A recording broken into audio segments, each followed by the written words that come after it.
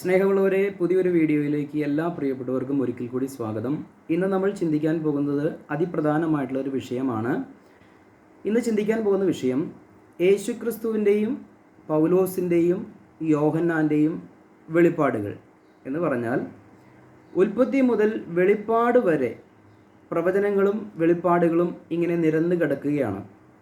അപ്പോൾ തന്നെ ഒരു വെളിപ്പാടിലും ഒരു പ്രവചനത്തിലും അത് അതിൽ തന്നെ പൂർണ്ണതയുള്ളതല്ല, മറിച്ച് അത് പടിപടിയായി കാലങ്ങളിലൂടെ വ്യക്തികളിലൂടെ ദൈവം എന്ത് ചെയ്യുകയാണ്? പ്രവചനങ്ങളും വെളിപ്പാടുകളും നൽകി മനുഷ്യർക്ക് അത് മനസ്സിലാക്കി കൊടുക്കുകയാണ്.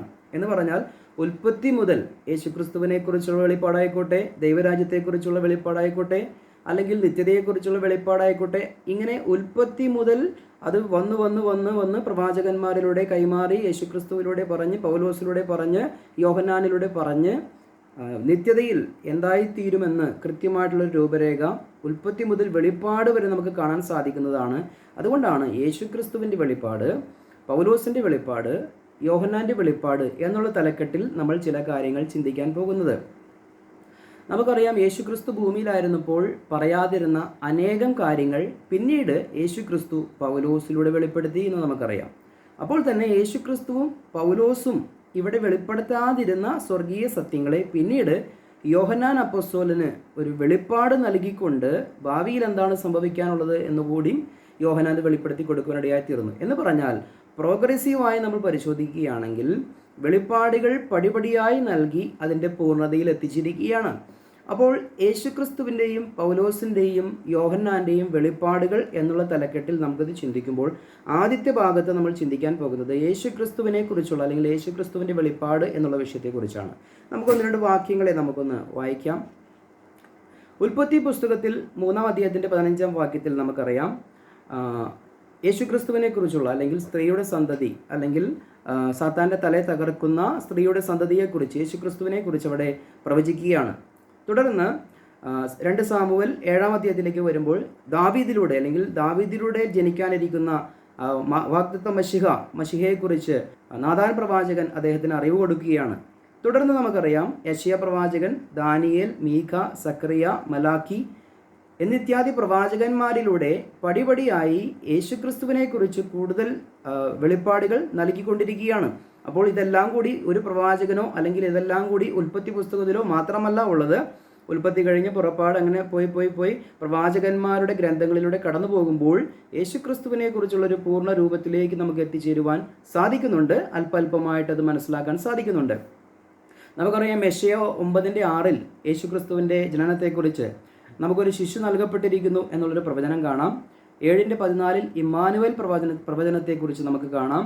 അപ്പോൾ തന്നെ യെശയ്യാ 53 യേശുക്രിസ്തുവിൻ്റെ ക്രൂശീകരണത്തെക്കുറിച്ച് നമുക്ക് കാണാൻ സാധിക്കുന്നതാണ്. അപ്പോൾ തന്നെ മീഖ പ്രവാചകന്റെ പുസ്തകം 5:2 യേശുക്രിസ്തു എവിടെയാണ് ജനിക്കുന്നത് എന്നുള്ളത് അവിടെ പറഞ്ഞിരിക്കുകയാണ്. ബെത്ലഹേമിലാണ് യേശുക്രിസ്തു ജനിക്കുന്നത് എന്നുള്ളതാണ് അവിടെ പറഞ്ഞിരിക്കുന്നത്. തന്നെയുമല്ല, സക്കറിയ പ്രവാചകന്റെ പുസ്തകത്തിലേക്ക് വരുമ്പോൾ 9:9 വാക്യത്തിൽ യേശുക്രിസ്തു രാജകീയമായൊരു പ്രവേശനം ജെറുസലേം ദേവാലയത്തിലേക്ക് യേശുക്രിസ്തു കടന്നു വരും. യേശുക്രിസ്തുവിൻ്റെ രാജകീയ പ്രവേശനം ജെറുസലേമിലേക്ക് കടന്നു പോകുന്ന ഒരു കാഴ്ചയെക്കുറിച്ച് സക്കറിയ പ്രവാചകൻ പ്രവചിച്ചു വച്ചിരിക്കുകയാണ്. അപ്പോൾ തന്നെ ദാനിയേൽ പ്രവാചകന്റെ പുസ്തകം 2-ാം അധ്യായത്തിൻ്റെ 44-ാം വാക്യത്തിൽ യേശുക്രിസ്തുവിൻ്റെ നിത്യരാജ്യത്വത്തെക്കുറിച്ച്, മാറ്റം വരാത്ത ഒരു ദൈവരാജ്യത്തെക്കുറിച്ച് ദാനിയേലും പ്രവചിച്ചു വെച്ചിരിക്കുകയാണ്. അപ്പോൾ തന്നെ നമുക്കറിയാം, മത്തായി എഴുതിയ സുവിശേഷം 5-ാം അധ്യായത്തിൻ്റെ 17-ാം വാക്യം, മത്തായി എഴുതിയ സുവിശേഷം 5:17 വാക്യം, ഞാൻ ന്യായപ്രമാണത്തെയോ പ്രവാചകന്മാരെയോ നീക്കേണ്ടതിന് വന്നു എന്ന് നിരൂപിക്കരുത്, നീക്കുവാനല്ല നിവർത്തിപ്പാനത്രേ ഞാൻ വന്നത്. സത്യമായിട്ട് ഞാൻ നിങ്ങളോട് പറയുന്നു, ആകാശവും ഭൂമിയും ഒഴിഞ്ഞു പോകും വരെ സകലവും നിവർത്തിയാകുവോളം ന്യായപ്രമാണത്തിൽ നിന്ന് ഒരു വള്ളിയെങ്കിലും പുള്ളിയെങ്കിലും ഒരു നാളും ഒഴിഞ്ഞു പോവുകയില്ല. അപ്പോൾ ഉൽപ്പത്തി മുതൽ പ്രവാചകന്മാരിലൂടെ അറിയിച്ചിരിക്കുന്ന, അല്ലെങ്കിൽ ഇപ്പോൾ നമ്മൾ ശ്രദ്ധിച്ചു, യെശയ്യാ തുടങ്ങി ദാനിയേൽ, മീഖ പ്രവാചകൻ, സക്കറിയ പ്രവാചകൻ, മലാക്കി പ്രവാചകൻ എന്നിത്യാദി പ്രവാചകന്മാരിലൂടെ ദൈവം കൊടുത്തിരിക്കുന്ന അരുളിപ്പാടുകൾ ഇവിടെ ഇതാ ന്യായപ്രമാണത്തെയോ പ്രവാചകന്മാരെയോ നീക്കാനല്ല താൻ വന്നിരിക്കുന്നത്, നിവർത്തിപ്പാനാണ് എന്ന് പറഞ്ഞുകൊണ്ട് പ്രവചനത്തിൻ്റെ നിവർത്തി എന്നവണ്ണം യേശുക്രിസ്തു ആ പ്രവചനത്തിൻ്റെ നിവർത്തിക്ക് വേണ്ടി യഹൂദന്മാരുടെ ഇടയിലേക്കാണ് വന്നത്. റോമാലേഖനത്തിലേക്ക് നമ്മളൊന്നും കടന്നു വരുമ്പോൾ റോമാലേഖനം 15-ാം അധ്യായത്തിൻ്റെ 8-ാം വാക്യത്തിൽ ഇങ്ങനെ വായിക്കുകയാണ്, ദൈവത്തിൻ്റെ സത്യനിഷ്ഠ വെളിപ്പെടുത്താൻ വേണ്ടി ക്രിസ്തു പരിച്ഛേദിതർക്ക് ശുശ്രൂഷകനായി എന്ന് ഞാൻ നിങ്ങളോട് പറയുന്നു. അങ്ങനെ പിതാക്കന്മാരുടെ ചെയ്ത വാഗ്ദാനം സ്ഥിരീകരിക്കപ്പെട്ടു. ഇവിടെ പൗലോസ് വളരെ വ്യക്തമായിട്ട് പറയുന്ന കാര്യമാണ്, ദൈവത്തിൻ്റെ സത്യനിഷ്ഠ വെളിപ്പെടുത്താൻ വേണ്ടി ക്രിസ്തു പരിച്ഛേദനയ്ക്ക് ശുശ്രൂഷകനായി തീർന്നു, പരിച്ഛേദിതർക്ക് ശുശ്രൂഷകനായി തീർന്നു എന്ന് പറഞ്ഞാൽ ഇസ്രായേലിന് വേണ്ടി കർത്താവ് ശുശ്രൂഷകനായി തീർന്നു എന്ന് പറയുകയാണ്. തന്നെയുമല്ല, അങ്ങനെ പിതാക്കന്മാരോട് ചെയ്ത വാഗ്ദാനം സ്ഥിരീകരിക്കപ്പെട്ടു എന്ന് പറയുകയാണ്. അത് POC ബൈബിളിലാണ് കൂടുതൽ വ്യക്തമായി എഴുതിയിരിക്കുന്നത്. കാര്യങ്ങൾ മനസ്സിലാക്കാൻ അത് വായിക്കുന്നത് നന്നായിരിക്കും. ഇവിടെ ചുരുക്കത്തിൽ നമ്മൾ ശ്രദ്ധിച്ചത് ഇത്രയും വിഷയങ്ങളാണ്. ഉൽപ്പത്തിയിൽ സ്ത്രീയുടെ സന്തതിയെക്കുറിച്ച് കാണുന്നു. യെശയ്യാ പ്രവചനത്തിൽ യേശുക്രിസ്തുവിൻ്റെ കന്യകാജനനത്തെക്കുറിച്ച് കാണുന്നു. ഇമ്മാനുവേൽ പ്രവചനത്തെക്കുറിച്ച് കാണുന്നു. കർത്താവിൻ്റെ ക്രൂശീകരണത്തെക്കുറിച്ച് കാണുന്നു. മിഖാ പ്രവാചകൻ്റെ പുസ്തകത്തിൽ യേശുക്രിസ്തു ബെത്ലഹേമിൽ ജനിക്കുമെന്ന് കാണുന്നു. സക്രിയ പ്രവാചകൻ്റെ പുസ്തകത്തിൽ യേശുക്രിസ്തു ഒരു കഴുതക്കുട്ടിയുടെ പുറത്ത് കയറി യേശുക്രിസ്തു കടന്നു വരുമെന്ന് പ്രവചിച്ചിട്ടുണ്ട്. ദാനിയേൽ 2:44 വാക്യത്തിൽ ദൈവരാജ്യം സ്ഥാപിതമാകുമെന്ന്, ക്രിസ്തുവിൻ്റെ മാറ്റമില്ലാത്ത രാജ്യം സ്ഥാപിതമാകുമെന്നും പ്രവചിച്ചു വെച്ചിരിക്കുകയാണ്. അപ്പോൾ തന്നെ കർത്താവ് വന്നിട്ട് പറഞ്ഞു, ഞാൻ ഈ പ്രവാചകന്മാരെ നീക്കുവാനല്ല, അത് നിവർത്തിപ്പാനാണ് വന്നത് എന്നുള്ളത് കർത്താവ് അവിടെ വ്യക്തമായി പറയുവാനിടയായിത്തീർന്നു. അപ്പോൾ തന്നെ റോമാലേഖനത്തിൽ പറയുകയാണ്, യേശു ക്രിസ്തു പരിച്ഛേദിതർക്ക് വേണ്ടി ശുശ്രൂഷകനായി തീർന്നു എന്നുള്ളത് അവിടെ വ്യക്തമായി മനസ്സിലാക്കുകയാണ്.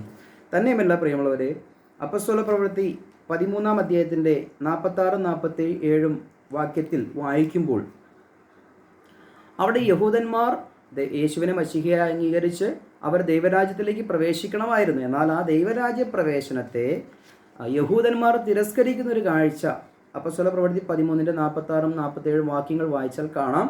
നിങ്ങളോടിത് ആദ്യം പറയേണ്ടത് ആവശ്യമായിരുന്നു, നിങ്ങളിത് തിരസ്കരിച്ചത് കൊണ്ട് ഞങ്ങൾ ജാതികളുടെ അടുക്കിലേക്ക് പോകുന്നു എന്നുള്ളതാണ് ഇവിടെ പൗലോസ് പറയുന്നത്. അപ്പോൾ ചുരുക്കത്തിൽ യേശുക്രിസ്തുവിൻ്റെ വെളിപ്പാടുകളെക്കുറിച്ച് നമ്മൾ ചിന്തിച്ചു. യേശുക്രിസ്തു പ്രവാചകന്മാർ പറഞ്ഞതും പിതാക്കന്മാർക്ക് വാഗ്ദത്തം ചെയ്തതുമായ പദ്ധതി നിവർത്തിക്കുവാൻ ന്യായപ്രമാണത്തിന് കീഴെ നൽകപ്പെട്ട അല്ലെങ്കിൽ പ്രവാചകന്മാരിലൂടെ നൽകപ്പെട്ട ദൈവിക കാര്യപരിപാടി, പ്രവചനത്തിൽ വെളിപ്പെടുത്തിയ കാര്യപരിപാടി നിവർത്തിക്കുവാനാണ് ശുശ്രൂഷകനായി കർത്താവ് വന്നത് എന്ന് നമുക്കറിയാം. അത് കർത്താവ് കൃത്യമായി നിവർത്തിക്കുകയും ചെയ്തു. എന്നാൽ യഹൂദന്മാർ ഇത് തിരസ്കരിച്ചു കളഞ്ഞു എന്നുള്ളത് നമുക്ക് വ്യക്തമായി മനസ്സിലാക്കാൻ സാധിക്കുന്നുണ്ട്. അപ്പോൾ ദൈവം എന്താണ് പിന്നീട് ചെയ്തത്? ഇവിടെയാണ് പൗലോസിൻ്റെ വെളിപ്പാടുകൾക്കുള്ള പ്രാധാന്യത.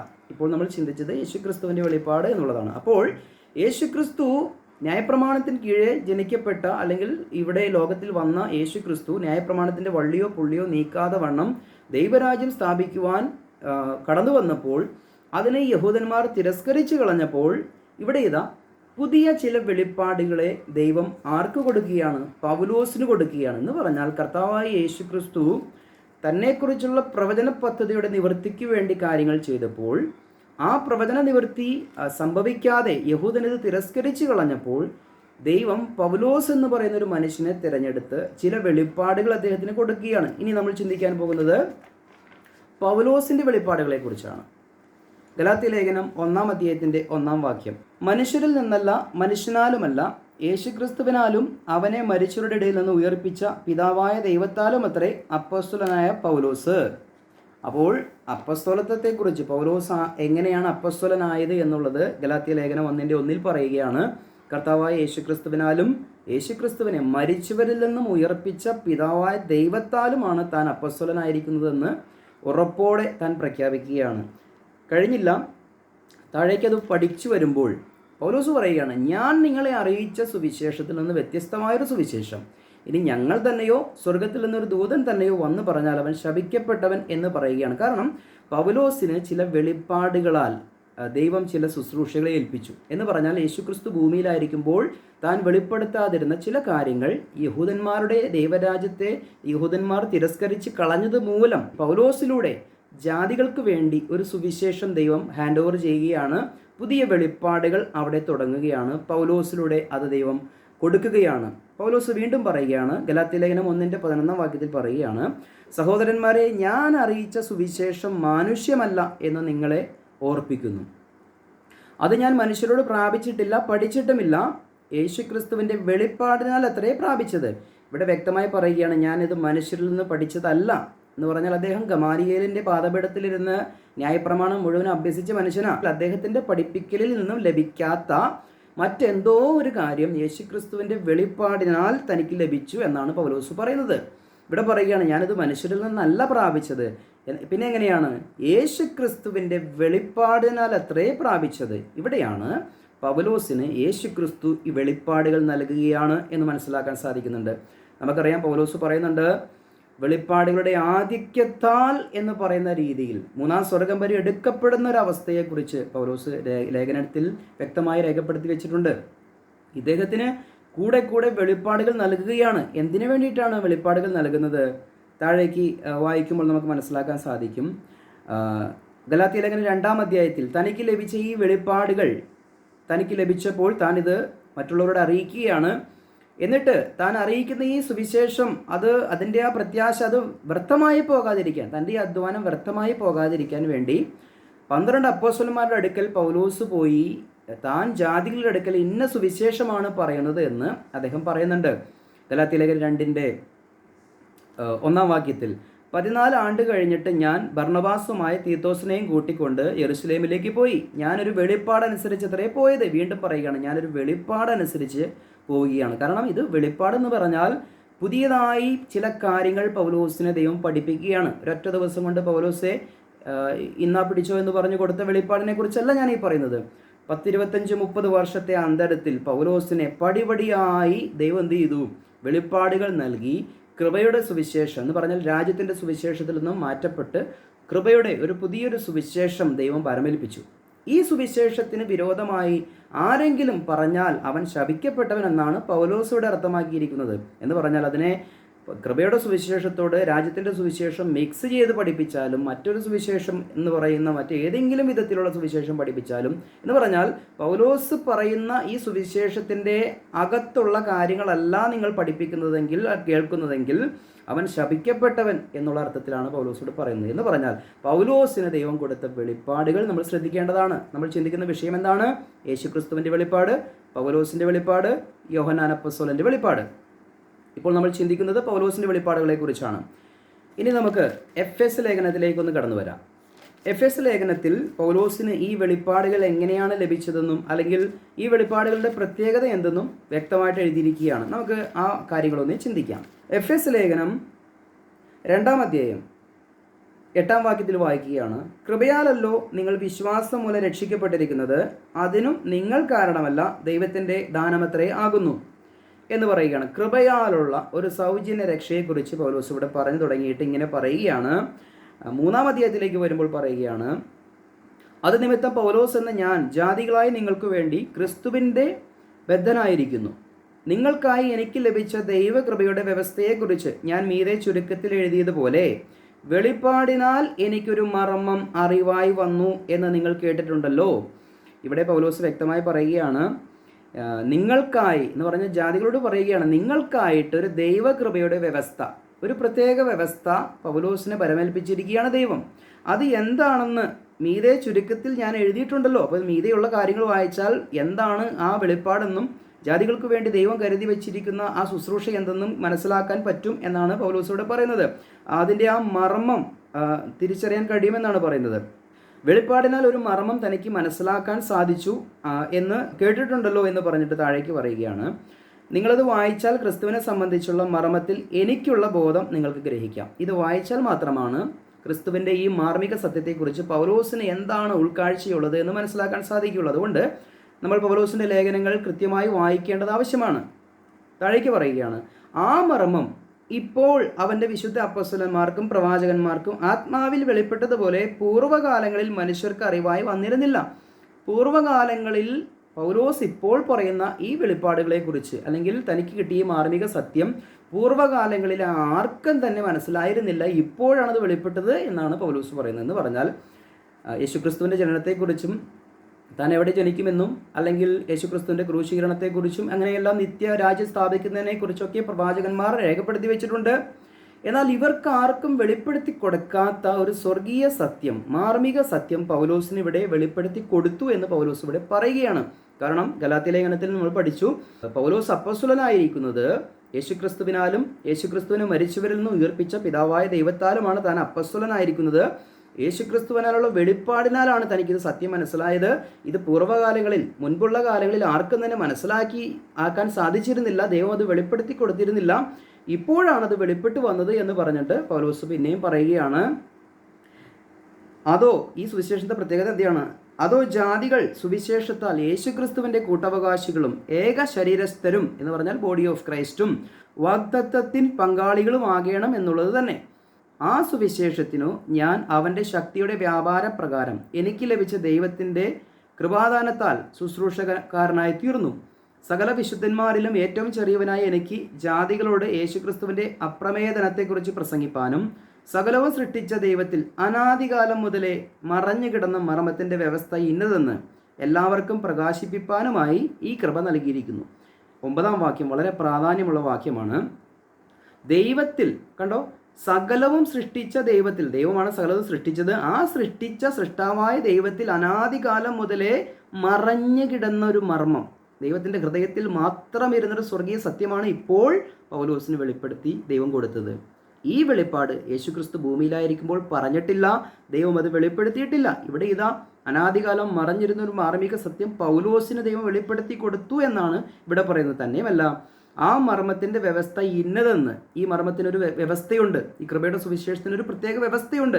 അത് എല്ലാവർക്കും പ്രകാശിപ്പിക്കാനായി എന്ന് പറഞ്ഞാൽ ഇതിനെക്കുറിച്ച് എല്ലാവരോടും പറയുവാനായി ദൈവം കൃപ നൽകിയ ഒരു അപ്പോസ്തലനാണ് പാപികളിൽ ഒന്നാമനായ മനുഷ്യൻ എന്ന് തന്നെക്കുറിച്ച് തന്നെ പറഞ്ഞിരിക്കുന്ന പൗലോസ് അപ്പോസ്തലൻ. പാപികളിൽ ഒന്നാമനെന്ന് പറഞ്ഞാൽ ന്യായപ്രമാണ സംബന്ധമായി, ദൈവരാജ്യ സംബന്ധമായി അതിനെ തിരസ്കരിച്ച് കളഞ്ഞൊരു വ്യക്തിയാണ് പൗലോസ് അപ്പോസ്തലൻ. കൊലപാതകിയായിരുന്നു, ക്രിസ്തീയ ഗോളത്തെ പീഡിപ്പിച്ചവനായിരുന്നു. അങ്ങനെ നോക്കുമ്പോൾ പാപികളിൽ ഒന്നാമനായ പൗലോസിനെ കുറിച്ച് പൗലോസ് തന്നെ പറയുകയാണ്, താൻ പാപികളിൽ ഒന്നാമനായിരുന്നു. എന്നാൽ പാപികളിൽ ഒന്നാമനെ പോലും രക്ഷിക്കുന്ന ഒരു മാർമിക സത്യം, ദൈവത്തിൻ്റെ ഹൃദയത്തിൽ ഇരുന്നിരുന്ന ആ മർമ്മത്തിൻ്റെ വ്യവസ്ഥ, പാപിയായ ഏതൊരു പാപിയെയും രക്ഷിക്കുന്ന ദൈവത്തിൻ്റെ സ്വർഗീയ സന്ദേശം, ഒരു കൃപയുടെ സുവിശേഷം, അതിൻ്റെ വ്യവസ്ഥ ഇന്നതെന്ന് പ്രകാശിപ്പിക്കുവാൻ വേണ്ടി ദൈവം ആരെയാണ് തിരഞ്ഞെടുത്തത്? വിശുദ്ധന്മാരിൽ അതിവിശുദ്ധനായ ഒരു പൗലോസിനെയല്ല, മറിച്ച് പാപികളിൽ ഒന്നാമനായ ഒരു പൗലോസിനെ. എന്തിനാണ് പാപികളിൽ ഒന്നാമനായ പൗലോസിനെ തിരഞ്ഞെടുത്തത്? ഏതൊരു കൊടും പാപിക്കും യേശുക്രിസ്തു ഇപ്പോൾ പൗലോസിലൂടെ നൽകിയ വെളിപ്പാടിനാൽ നൽകിയ കൃപയുടെ സുവിശേഷത്തിലൂടെ സൗജന്യമായി രക്ഷിക്കപ്പെടാം എന്നുള്ളതിനൊരു ദൃഷ്ടാന്തമായി പാപികളിൽ ഒന്നാമനെ തന്നെ പിടിച്ച് ആ രക്ഷാനുഭവത്തിലേക്ക് കൊണ്ടുവന്ന് സുവിശേഷം പരമേൽപ്പിച്ച് എല്ലാ പാപികളെയും രക്ഷിക്കുവാൻ, പൗലോസ് പറയുന്നുണ്ടല്ലോ, യേശുക്രിസ്തു പാപികളെ രക്ഷിക്കുവാൻ ഈ ഭൂമിയിൽ വന്നു എന്നുള്ളത് വിശ്വാസയോഗ്യവും സത്യവുമായ വചനമാണ്. ആ പാപികളിൽ ഒന്നാമനാണ് ഞാൻ എന്ന് പറഞ്ഞാൽ രക്ഷിക്കപ്പെടുവാൻ ആഗ്രഹിക്കുന്നവർക്ക് കർത്താവായ യേശു ക്രിസ്തു എൻ്റെ പാപത്തിനു വേണ്ടി മരിച്ചു, അടക്കപ്പെട്ടു, ഉയർത്തെഴുന്നേറ്റു എന്നുള്ള ആഴമായ വിശ്വാസമുണ്ടെങ്കിൽ അവനെ സൗജന്യമായി കർത്താവ് എന്ത് ചെയ്യുകയാണ്? രക്ഷയുടെ അനുഭവത്തിലേക്ക്, ക്രിസ്തുവിൻ്റെ ശരീരമാകുന്ന സഭയിലേക്ക് ചേർക്കുകയാണ്. അങ്ങനെ അവൻ ആ റാപ്ചറിൽ എടുക്കപ്പെടുന്ന ഒരു കൂട്ടരാക്കി ദൈവം തീർക്കുകയാണ്. ഇവിടെ പറയുകയാണ്, അവൻ നമ്മുടെ കർത്താവായ യേശുക്രിസ്തുവിൽ നിവർത്തിച്ച അനാദി നിർണയ പ്രകാരം സഭ മുഖാന്തരം അറിവായി വരുന്നു. അപ്പോൾ അവൻ നമ്മുടെ കർത്താവായ യേശുക്രിസ്തുവിൽ നിവർത്തിച്ച അനാദി നിർണയം എന്ന് പറയുമ്പോൾ യേശുക്രിസ്തുവിലാണ് ഈ അനാദി നിർണയം ദൈവം നിവർത്തിച്ചത്. അനാദി കാലം മുതലേ ദൈവത്തിൻ്റെ ഹൃദയത്തിലുണ്ടായിരുന്ന പ്ലാൻ യേശുക്രിസ്തുവിലൂടെ നിവർത്തിച്ചിട്ട് അതിനെക്കുറിച്ച് പൗലോസിന് വെളിപ്പാട് കൊടുക്കുകയാണ്. ഇങ്ങനെയൊരു സംഭവം ദൈവം ചെയ്തിരിക്കുകയാണ്. സൗജന്യമായി, കൃപയാലല്ലോ നിങ്ങൾ വിശ്വാസം മൂലം രക്ഷിക്കപ്പെട്ടിരിക്കുന്നത്, നിങ്ങളുടെ പ്രവൃത്തി ആവശ്യമില്ല എന്ന് പറയുന്ന ഒരു സുവിശേഷത്തിലേക്ക് ദൈവം കൊണ്ടുവരികയാണ്. അപ്പോൾ പൗലോസിൻ്റെ വെളിപ്പാടിൽ ചില പ്രത്യേക സംഗതികളും നമുക്ക് സൂക്ഷ്മമായി പരിശോധിച്ചാൽ നമുക്ക് കാണാൻ സാധിക്കും. ഏതാനും വാക്കുകളിൽ മാത്രം ഞാനൊന്ന് പറഞ്ഞു പോകാം. ഇത് അനാദികാലം മറഞ്ഞിരുന്നൊരു സത്യമാണ് എന്ന് പൗലോസ് പറയുകയാണ്. തന്നെയുമല്ല, ഈ സുവിശേഷത്തിലാണ് ബോഡി ഓഫ് ക്രൈസ്റ്റ്, ക്രിസ്തുവിൻ്റെ ശരീരം എന്ന സഭ എന്ന് പറയുന്ന സഭയുടെ ഒരു തുടക്കം എന്ന് നമുക്ക് കാണാൻ സാധിക്കും. തന്നെയുമല്ല, കൃപയാലല്ലോ, വിശ്വാസം മൂലം രക്ഷ, പ്രവൃത്തിയാലല്ല ഇവിടുത്തെ രക്ഷ. ഈ സുവിശേഷ പ്രകാരം വിശ്വസിക്കുന്നവർക്കാണ് റാപ്ചർ ഉള്ളത് എന്നുള്ളത്. റാപ്ചർ എന്നുള്ള ഒരു മിസ്റ്ററി, ഒരു മർമ്മം ദൈവം വെളിപ്പെടുത്തി കൊടുത്തത് പൗലോസിനാണ്. അത് യേശുക്രിസ്തു താൻ ഭൂമിയിലായിരിക്കുമ്പോൾ 4 സുവിശേഷത്തിൽ വ്യക്തമാക്കിയിട്ടില്ല. 12 അപ്പോസ്തലന്മാർ അത് പറഞ്ഞിട്ടില്ല. പൂർവ്വകാലങ്ങളിൽ പ്രവാചകന്മാരോ ആരും തന്നെ അത് പറഞ്ഞിട്ടില്ല. ദാനിയേൽ പോലും ഈ സംഭവത്തെക്കുറിച്ച്, റാപ്ചറിനെ കുറിച്ച് മനസ്സിലാക്കുവാൻ അല്ലെങ്കിൽ ദൈവം അവർക്ക് വെളിപ്പെടുത്തി കൊടുത്തിരുന്നില്ല. ഇത് പൂർവ്വകാലങ്ങളിൽ മറവായിരുന്നു എന്ന് പൗലോസ് പറയുകയാണ്. അങ്ങനെ സ്വർഗത്തിലുള്ളതും ഭൂമിയിലുള്ളതും പിന്നെയും ക്രിസ്തുവിൽ ഒന്നിക്കുക എന്നിങ്ങനെയുള്ളൊരു കാലസമ്പൂർണ്ണതയിലെ വ്യവസ്ഥയ്ക്ക് വേണ്ടി ദൈവം ഇതെല്ലാം കൂട്ടിച്ചേർക്കുന്നു, അല്ലെങ്കിൽ ദൈവം ഇത് പണിയുന്നു എന്നുള്ളത് നമുക്ക് മനസ്സിലാക്കാൻ സാധിക്കുന്നു. എന്ന് പറഞ്ഞാൽ ഇവിടെ യേശുക്രിസ്തുവിൻ്റെ വെളിപ്പാടും ഇപ്പോൾ നമ്മൾ ചിന്തിച്ച പൗലോസിൻ്റെ വെളിപ്പാടും നമ്മൾ ചിന്തിച്ചു കഴിഞ്ഞു. ഇനി നമ്മൾ ചിന്തിക്കാൻ പോകുന്നത് യോഹന്നാന് ലഭിച്ച വെളിപ്പാടിനെ കുറിച്ചാണ്. പ്രിയമുള്ളവരെ, ഞാൻ പറഞ്ഞു, ഉൽപ്പത്തി മുതൽ വെളിപ്പാട് വരെ കർത്താവ് പ്രവചനങ്ങൾ നൽകിയിട്ടുണ്ട്, വെളിപ്പാടുകൾ നൽകിയിട്ടുണ്ട്. അതായത് പുതിയ പുതിയ കാര്യങ്ങൾ ദൈവം പടിപടിയായി വെളിപ്പെടുത്തിയിട്ടുണ്ട്. പ്രോഗ്രസീവായി കർത്താവ് റെവലേഷൻ നൽകിയിട്ടുണ്ട്. ഒറ്റയടിക്ക് ഒരു ആൾക്ക് മാത്രമായിട്ടല്ല വെളിപ്പാടുകൾ നൽകിയിരിക്കുന്നത്. ഉൽപ്പത്തി മുതൽ വെളിപ്പാട് വരെ ദൈവം തിരഞ്ഞെടുക്കപ്പെട്ടിരിക്കുന്ന ഏകദേശം 40ഓളം വ്യക്തികളാണ് ഈ ബൈബിൾ എഴുതിയിരിക്കുന്നത്. തന്നെയുമല്ല 1500 വർഷത്തെ അന്തരത്തിൽ അങ്ങ് ഉൽപ്പത്തി മുതൽ യോഹന്നാന് ലഭിച്ച വെളിപ്പാട് വരെയുള്ള ആ കാലപരിധി പരിശോധിക്കുമ്പോൾ 1400-1500 വർഷത്തിൻ്റെ അന്തരത്തിലാണ്, ഇടവേളയിലാണ് മോശ തുടങ്ങി യോഹന്നാൻ അപ്പോസ്തലൻ വരെയുള്ള വ്യക്തികളിലൂടെ ദൈവം ഇത് എഴുതി വെച്ചിരിക്കുന്നത്. അപ്പോൾ പടിപടിയായിട്ട് തന്നെയാണ് ഇത് കൊടുത്തിരിക്കുന്നത് നമ്മൾ മനസ്സിലാക്കണം. അതുകൊണ്ട് യേശുക്രിസ്തുവിൻ്റെ വെളിപ്പാടും, അപ്പോൾ തന്നെ പൗലോസിന് ദൈവം കൊടുത്തിരിക്കുന്ന വെളിപ്പാടും, അപ്പോൾ തന്നെ യോഹന്നാൻ അപ്പോസ്തലന് കൊടുത്തിരിക്കുന്ന വെളിപ്പാടിനെ കുറിച്ച് നമുക്ക് മനസ്സിലാക്കേണ്ടത് ആവശ്യമാണ്. വെളിപ്പാട് പുസ്തകം ഒന്ന് തുറന്നു വെച്ച് കഴിഞ്ഞാൽ തന്നെ നമുക്കത് കൃത്യമായിട്ട് ഒന്ന് അവലോകനം ചെയ്യാൻ സാധിക്കും. കാരണം ക്രമമായും കൃത്യമായും ദൈവവചനത്തിൽ മേലാൽ സംഭവിക്കാനുള്ള കാര്യങ്ങളെക്കുറിച്ച് ഇവിടെ പറഞ്ഞിരിക്കുകയാണ്. ഒരു പ്രത്യേക കാര്യം ശ്രദ്ധിക്കണം. യേശുക്രിസ്തു ഈ ഭൂമിയിൽ വന്ന് തൻ്റെ പ്രവചന ശുശ്രൂഷ നിവർത്തിച്ച് തൻ്റെ പിതാക്കന്മാരുടെ വാഗ്ദത്തങ്ങളെ നിവർത്തിച്ചുകൊണ്ട് ഇസ്രായേലിന് ഇതെല്ലാം കർത്താവ് ന്യായപ്രമാണത്തിൻ്റെ കീഴിൽ വന്നുകൊണ്ട് ഇതെല്ലാം ചെയ്തത് ഏകദേശം AD 30-33 കൂടിയാണെന്ന് നമുക്കറിയാം. ഇതിനുശേഷം ഏതാനും വർഷങ്ങൾ കഴിഞ്ഞപ്പോൾ പൗലോസിനെ ദൈവം തിരഞ്ഞെടുക്കുകയാണ്. അപ്പോൾ AD 30 അല്ലെങ്കിൽ 30കളിൽ യേശുക്രിസ്തു വെളിപ്പെടുത്തിയ വെളിപ്പാട് നമുക്ക് കിട്ടുവാനിടയായി തീർന്നു. അതിനുശേഷം വെളിപ്പെടുത്തിയ സത്യങ്ങൾ നമുക്കറിയാം. പൗലോസിലൂടെ ഏകദേശം AD 34 പൗലോസിന് ലഭിച്ചു തുടങ്ങിയ വെളിപ്പാട് 10, 25, 30 വർഷം കൊണ്ട് പൗലോസിലൂടെ ദൈവം ചില കാര്യങ്ങൾ വെളിപ്പെടുത്തി കൊടുത്തു. ആ വെളിപ്പാടുകൾ തനിക്ക് ലേഖനങ്ങളായി എഴുതി വെച്ചു എന്ന് നമുക്കറിയാം.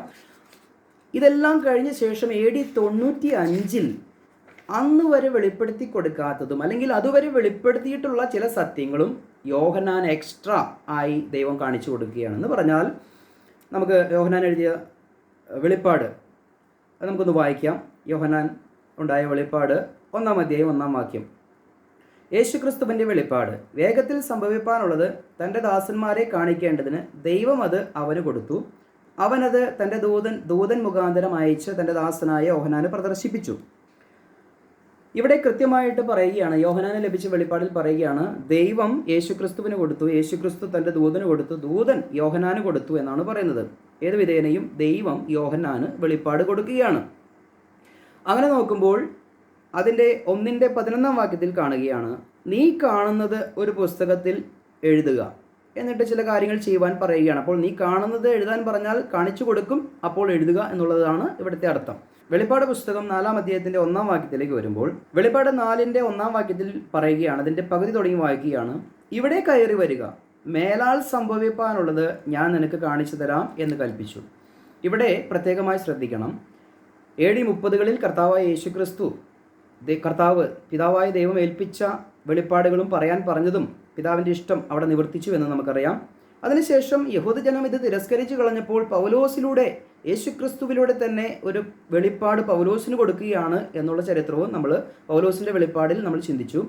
അപ്പോൾ തന്നെ ഇവിടെ യോഹന്നാന് ലഭിച്ച വെളിപ്പാട് എന്ന് പറയുമ്പോൾ യോഹന്നാന് മേലാൽ സംഭവിപ്പാനുള്ളത് ഞാൻ നിനക്ക് കാണിച്ചു തരാം, ഇവിടെ കയറി വരിക എന്ന് പറഞ്ഞ് യോഹന്നാന് കാണിച്ചു കൊടുക്കുമ്പോൾ യോഹന്നാൻ സ്വർഗത്തിലുള്ളതും ഭൂമിയിലുള്ളതും ചില കാര്യങ്ങളെ ദൈവം കാണിച്ചു കൊടുക്കുകയാണ്. അപ്പോൾ തന്നെ പറയുകയാണ്, മേലാൽ സംഭവിപ്പാനുള്ളതാണ് ഇനി നിനക്ക് കാണിച്ചു തരാൻ പോകുന്നത് എന്ന് പറയുകയാണ്. എന്ന് പറഞ്ഞാൽ AD 95 മുതൽ ഇനി കാര്യങ്ങളുടെ സമാപ്തി വരുന്ന നിത്യത വരെ അല്ലെങ്കിൽ നിത്യത കഴിഞ്ഞുമുള്ള കാര്യങ്ങൾ വരെ യോഹന്നാന് കാണുവാൻ ദൈവം ഭാഗ്യം കൊടുത്തു.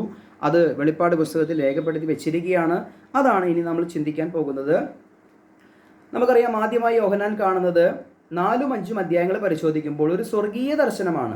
അവിടെ പിതാവായ ദൈവത്തെ കാണുന്നു, 24 മൂപ്പന്മാരെ കാണുന്നു, ദൈവത്തിൻ്റെ സപ്താത്മാക്കളെ കാണുന്നു, 4 ജീവികളെ കാണുന്നു, അല്ലേ? ഇങ്ങനെയുള്ള കാര്യങ്ങളൊക്കെ കണ്ടിട്ട് അറുക്കപ്പെട്ട കുഞ്ഞാടിനെ കാണുന്നുണ്ട്. ഇതെല്ലാം സ്വർഗത്തിൽ യോഹന്നാൻ കാണുകയാണ്. യോഹന്നാൻ അവിടെ ചെന്നപ്പോൾ ഇവിടെ കയറി വരിക എന്ന് പറഞ്ഞ് കാണിച്ചു കൊടുത്തപ്പോൾ AD 95 കാലഘട്ടത്തിൽ ഇത് കാണിച്ചു കൊടുത്ത സന്ദർഭത്തിലുള്ള കാര്യങ്ങളാണ്. സ്വർഗത്തിൽ എന്തൊക്കെയാണോ യോഹന്നാൻ കണ്ടത് എന്താണെന്ന് താൻ എഴുതി വെച്ചിരിക്കുകയാണ്. കാണാത്തത് അവിടെ എഴുതിയിട്ടില്ല, കണ്ടത് മാത്രമാണ് 4-5 അധ്യായത്തിൽ എഴുതിയിരിക്കുന്നത്. എന്നാൽ പിന്നീട് കർത്താവ് ചില മുദ്രകളെ കുറിച്ച് കാണിച്ചു കൊടുക്കുകയാണ്. 1-ാം മുദ്ര, 2-ാം മുദ്ര, 3-ാം മുദ്ര എന്നൊക്കെ പറയുമ്പോൾ ഓരോ മുദ്ര പൊട്ടുമ്പോഴും ഈ ഭൂമിയിൽ എന്തൊക്കെയാണ് സംഭവിക്കുന്നത് എന്നുള്ളത് കാണിച്ചു കൊടുക്കുകയാണ്. ഈ 6-ാം അധ്യായത്തിൽ നമ്മൾ പരിശോധിക്കുമ്പോൾ യോഹന്നാൻ AD 95 മുതൽ ഈ 2025 വരെയുള്ള കാര്യങ്ങൾ പരിശോധിക്കുമ്പോൾ 5-ാം മുദ്ര പൊട്ടി ക്രിസ്തീയ ഗോളത്തിൽ പീഡനങ്ങൾ നടന്നുകൊണ്ടിരിക്കുന്ന അല്ലെങ്കിൽ രക്തസാക്ഷികൾ അനേകർ മരിച്ചുകൊണ്ടിരിക്കുന്ന സിറ്റുവേഷനിലൂടെ കടന്നു പോവുകയാണ് എന്നുള്ളത് നമുക്ക് മനസ്സിലാക്കാൻ സാധിക്കുന്നുണ്ട്. ഈ കാലഘട്ടം ഏതെന്ന് കൃത്യമായി നമ്മൾ മനസ്സിലാക്കേണ്ടത് ആവശ്യമാണ്. 6-ാം മുദ്ര പൊട്ടുമ്പോൾ ഇവിടെ വലിയൊരു സംഭവം സംഭവിക്കുന്നതായും 7-ാം അധ്യായത്തിലേക്ക് വരുമ്പോൾ ഒരു മഹാപുരുഷാരം സ്വർഗത്തിൽ സിംഹാസനത്തിൻ്റെ മുൻപിൽ നിൽക്കുന്നതായിട്ടും യോഹന്നാൻ കാണുന്നുണ്ട്. അപ്പോൾ ഇവിടെ 6-ാം മുദ്ര പൊട്ടുമ്പോൾ സംഭവിക്കുന്നത് റാപ്ചറാണ് എന്നുള്ളതാണ് യോഹന്നാൻ കാണുന്നത്. കാരണം എന്താണ്? AD 95 യോഹന്നാൻ ഇത് കാണിച്ചു കൊടുക്കുമ്പോൾ മേലാൽ സംഭവിക്കാനുള്ളത് കാണിച്ചു തരാം എന്ന് പറഞ്ഞ് എഴുതുമ്പോൾ AD 95 മുതൽ 1-ാം മുദ്ര, 2-ാം മുദ്ര അങ്ങനെ കാര്യങ്ങൾ സംഭവിച്ചു പോകുമ്പോൾ AD 95 റാപ്ചർ നടന്നിട്ടില്ലല്ലോ. അതുകൊണ്ട് റാപ്ചറും കൂടി ആര് കാണണം? യോഹന്നാൻ കാണേണ്ടി വരും. കാരണം എന്താ?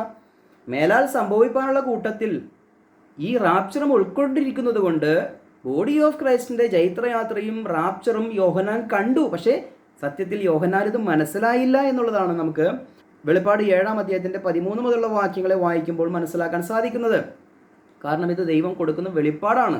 ദൈവം കൊടുക്കുമ്പോൾ അതിൽ തന്നെ അവർക്ക് മനസ്സിലാകണമെന്നില്ല. മനസ്സിലാക്കേണ്ട സാഹചര്യങ്ങൾ, മനസ്സിലാക്കേണ്ട വിധത്തിൽ മനസ്സിലാക്കേണ്ടവർ മനസ്സിലാക്കാൻ ദൈവം അവസരങ്ങൾ കൊടുക്കും. പക്ഷേ വെളിപ്പെടുത്തുമ്പോൾ ഇത് എഴുതി വയ്ക്കുന്ന ആൾക്ക് ഇത് മനസ്സിലാക്കണമെന്ന് നിർബന്ധമില്ല. ഉദാഹരണം, ദാനിയേലിന് ദൈവം സാമ്രാജ്യങ്ങളെക്കുറിച്ച് വെളിപ്പാടുകൾ കൊടുത്തു. അപ്പോൾ ദാനിയേൽ ദൈവത്തോട് ചോദിക്കുകയാണ്, കർത്താവ് ഇതെല്ലാം എന്താണ്, ഇതിൻ്റെ പരിസമാപ്തിയൊക്കെ എന്താണെന്ന് ചോദിക്കുമ്പോൾ ദൈവം എന്താ പറയുന്നത്? ദാനിയേലോ ഇതൊന്നും ഗ്രഹിച്ചില്ല എന്നും പറയുന്നുണ്ട്. അദ്ദേഹത്തിന് ഇതെല്ലാം വെളിപ്പാടുകളെല്ലാം കണ്ടപ്പോൾ വളരെ ഒരു ശാരീരിക അസ്വസ്ഥതയുള്ള അനുഭവത്തിൽ രോഗിയായി തീർന്നൊരവസ്ഥയെക്കുറിച്ച് നമ്മൾ കാണുന്നുണ്ട്. അദ്ദേഹത്തിനൊന്നും മനസ്സിലാക്കാത്തൊരവസ്ഥയെക്കുറിച്ച് കാണുന്നുണ്ട്. പ്രവാചകനിലൂടെ ദൈവം വെളിപ്പെടുത്തി കൊടുത്തുവെങ്കിലും പ്രവാചകനോട് ദൈവം പറയുകയാണ്, നീ പോയി വിശ്രമിച്ചു കൊള്ളുക, ഇത് അന്ത്യകാലത്തേക്കുള്ളതാണ്, നിനക്കുള്ളതല്ല, നീ മനസ്സിലാക്കേണ്ട കാര്യമില്ല എന്ന് പറയുകയാണ്. അപ്പോൾ ദാനിയേലിന് ഇത് വെളിപ്പെടുത്തി കൊടുത്ത് ദാനിയേൽ ഇത് എഴുതിയെങ്കിലും ആ കാലഘട്ടത്തിൽ ഇതിനെക്കുറിച്ച് അറിയേണ്ട കാര്യമില്ലാതിരുന്നത് കൊണ്ട് ദൈവം എന്ത് ചെയ്തു? അത് ദാനിയേലിന് മനസ്സിലാക്കി കൊടുത്തില്ല എന്ന് നമുക്കറിയാം. ഇതുപോലെ തന്നെ യോഹന്നാൻ ഇവിടെയും ഈ കാഴ്ചകൾ ഇങ്ങനെ കാണിച്ചു കൊടുക്കുകയാണ്. യോഹന്നാനത് മനസ്സിലാകുന്നില്ല. അപ്പോൾ ദൈവം അത് മനസ്സിലാക്കി കൊടുക്കുന്നുണ്ട്. ഇവരാണ് കഷ്ടത്തിൽ നിന്ന് വന്ന വിശുദ്ധന്മാർ എന്നൊക്കെ പറഞ്ഞ്, അല്ലെങ്കിൽ കൃപയാൽ രക്ഷിക്കപ്പെട്ടൊരു കൂട്ടമാണ് ഇതെന്ന്, അല്ലെങ്കിൽ ദാനമായി രക്ഷ ലഭിച്ചൊരു കൂട്ടമാണ് എന്നുള്ളതൊക്കെയും ഇവിടെ വെളിപ്പാട് 7-ന്റെ 13 മുതൽ 17 വരെയുള്ള വാക്യങ്ങളിൽ കാണുന്നുണ്ട്. അത് വിവരിക്കാൻ എനിക്ക് സമയമില്ല, കാരണം 7-ാം അധ്യായം വായിച്ചു കഴിഞ്ഞാൽ നമുക്ക് മനസ്സിലാക്കാൻ സാധിക്കും. അപ്പോൾ പ്രിയമുള്ളവരെ, രാജ്യത്തിൻ്റെ സുവിശേഷം നിർത്തൽ ചെയ്തുകൊണ്ടാണ് കൃപയുടെ സുവിശേഷം ആരംഭിച്ചത്. കൃപയുടെ സുവിശേഷത്തിൻ്റെ പണി പൂർത്തീകരിച്ചു കഴിയുമ്പോൾ അവരെ റാപ്ചർ ചെയ്തതിന് ശേഷം വീണ്ടും നിർത്തിവെച്ചിരിക്കുന്ന യഹൂദൻ്റെ പദ്ധതി വീണ്ടും ദൈവം പുനരാരംഭിക്കുമെന്ന് നമുക്കറിയാം. അത് പൗലോസ് അപ്പോസ്തലൻ റോമാലേഖനത്തിൽ വ്യക്തമായി പറയുന്നുണ്ട്. ജാതികളുടെ സംഖ്യ പൂർണ്ണമായി കഴിയുമ്പോൾ ഈ ഇസ്രായേലിൻ്റെ അംശമായ കാഠിന്യം മാറ്റി വീണ്ടും ദൈവം ഇസ്രായേലിലേക്ക് തിരിയും എന്ന് പറയുന്നുണ്ട്. യാക്കോബിൽ നിന്ന് അധർമ്മത്തെ അല്ലെങ്കിൽ അവരുടെ അഭക്തിയെ മാറ്റിക്കളയുമെന്നും പൗലോസ് പറയുന്നുണ്ട്. വീണ്ടും ഈ രക്ഷ ജാതിയിൽ നിന്നും വീണ്ടും യഹൂദനിലേക്ക് തിരിഞ്ഞു വരും എന്നുള്ളതും നമുക്ക് മനസ്സിലാക്കാൻ സാധിക്കുന്നുണ്ട്. റാപ്ചർ കഴിഞ്ഞാൽ ഉടൻ സംഭവിക്കുന്ന കാര്യങ്ങൾ വീണ്ടും ദൈവം എന്ത് ചെയ്യുകയാണ്? ഇസ്രായേൽ ഗോത്രത്തിൽ നിന്ന് മാത്രം 12 ഗോത്രത്തിൽ നിന്നും 12,000 പേരെ വെച്ച് 144,000 പേരെ മുദ്രയിട്ട് വേർതിരിക്കുകയാണ്. അപ്പോൾ ഇത് എപ്പോഴാണ് 144,000 പേരെ വേർതിരിക്കുന്നത്? റാപ്ചറിന് ശേഷം. റാപ്ചർ കഴിഞ്ഞാൽ ഉടൻ തന്നെ സംഭവിക്കുന്ന ഒരു കാര്യമാണ്. 144,000 പേരെ ലോകത്തിൻ്റെ അറുതി വരെയും സുവിശേഷം അറിയിക്കേണ്ടതിന് അവരെക്കുറിച്ച്, അവരുടെ ശുശ്രൂഷകളെക്കുറിച്ച് പല വീഡിയോകളിൽ ഞങ്ങൾ പറഞ്ഞിട്ടുണ്ട്. അല്ലെങ്കിൽ സമയം അനുവദിച്ചാൽ അതിനെക്കുറിച്ച് പിന്നീട് പറയാം.